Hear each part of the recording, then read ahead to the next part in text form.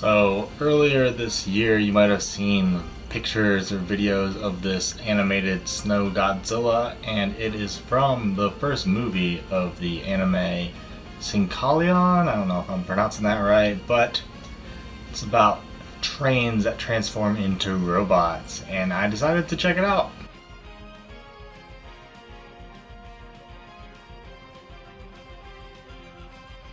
I've never seen the Shinkalion show this is a movie for, but trains that transform into mechs is an idea I can get behind, and apparently Godzilla, Hatsune Miku, and some things from Evangelion all pop up. There's a bunch of characters that I'm sure are already established by the show, but I doubt I can really comment on them, so I'll just be talking about what happens in the film. Probably scene after scene with tons of spoilers as opposed to my normal reviews, but seeing how this isn't a normal kaiju movie or something on most people's radars, I'm just gonna go for it, but you have been warned. The movie opens with an encounter far from a battle between Hatsune Miku in her train robot and Snow Godzilla, Snowjira. He just knocks her off her feet with a burst of air and then disappears, so that was very minimal. The use of the classic Godzilla tune was nice, and he does look cool. The CG trains look surprisingly very good. I just normally don't like CG anime. CG Hatsune Miku is super weird though, I think just mainly because the other characters are 2D. Godzilla does come back, you get a better look at him. I still think overall he looks good, but his chest is a bit too large and his arms might be a bit too long for my preference. He drops out of a hole in the sky, hopefully that will be explained.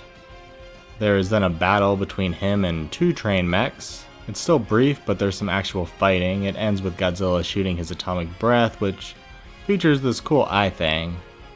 Not sure what exactly it is, perhaps it's supposed to be the shield like in Shin Godzilla. Either way, it looks cool. The Evangelion medical room makes an appearance, followed by Rei and Asuka. An angel shows up and Shinji pilots an Eva Unit 1 style mech, accompanied by the Evangelion theme song. At this point I just don't understand how or why anything is happening, but the angel is cool.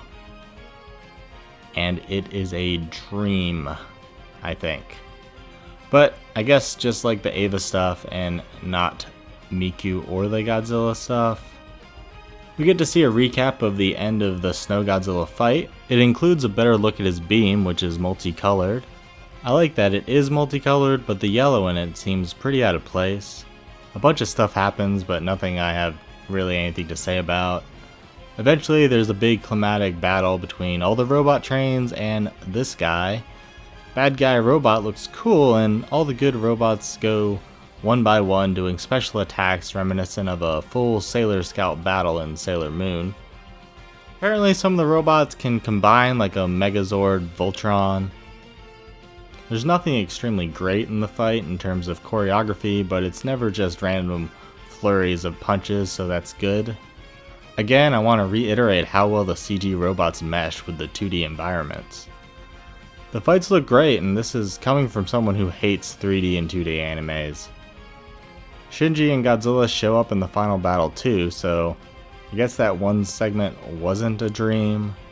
Luckily, Godzilla attacks the bad mech and not any of the good ones, and with all their attacks hitting simultaneously, they overcome their foe, who was the cause of all this timeline hijinks, I guess, using the energy for power which held dimensions together.